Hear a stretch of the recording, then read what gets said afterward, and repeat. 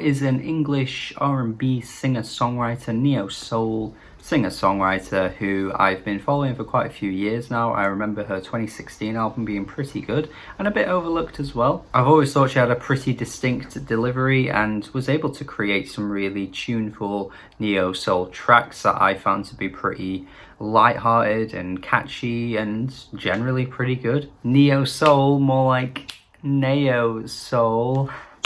I found Saturn to be a little bit underwhelming, but I was looking forward to this new album here because I still think, again, her 2016 album is filled with some really good tunes. Even after this new album, I still think Get to Know You is her best ever track. I think that's a really, really good track. And there was a lead-off single with Lianne La Havas.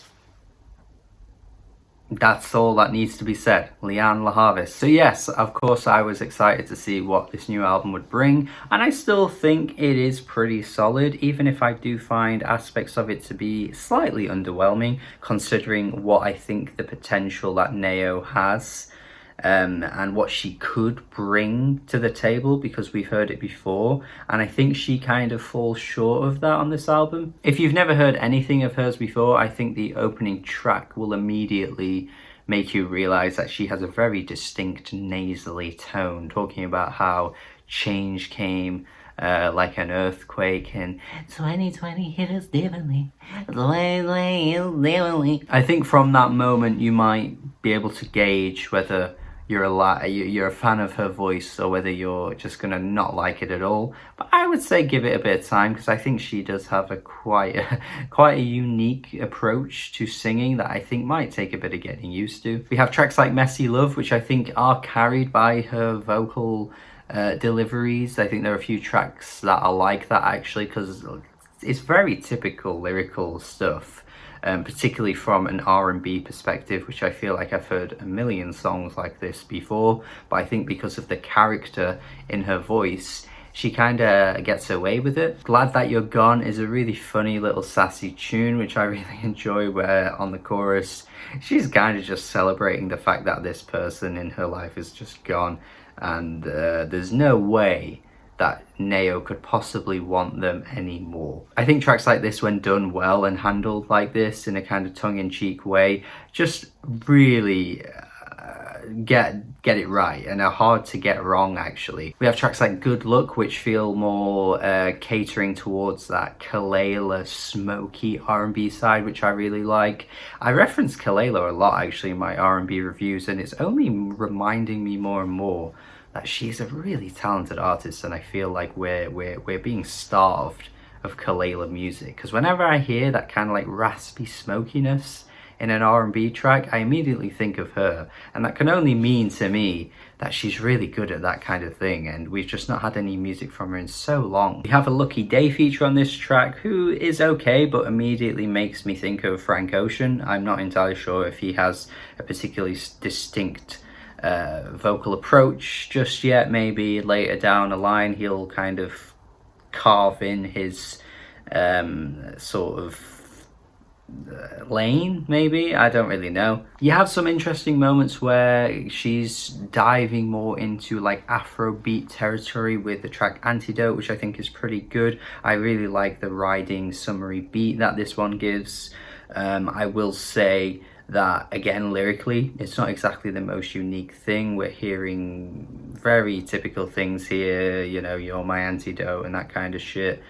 Heard it a million times before, but I actually like the change in pace that the instrumental gives us, because I think she actually works really well with this kind of thing. Nothing's For Sure as well, with the tropical direction that this one goes in. Again, these two tracks I think offer a nice change of pace for the album, because while the R&B stuff is good and the funky rhythmic stuff is fun too, I actually think it goes to show that she can do other things that work for her too. Now I think when we hit the ballad territory, we start to lose a bit of sight. I think for the album we lose that focus, because while tracks like Wait are really well performed, I don't necessarily think they're really that powerful enough to keep me engaged, and they get even less powerful and engaging by the end of the album, where you've got Postcards, which isn't as slow or anything, but I don't know, I just think the Serpent with Feet feature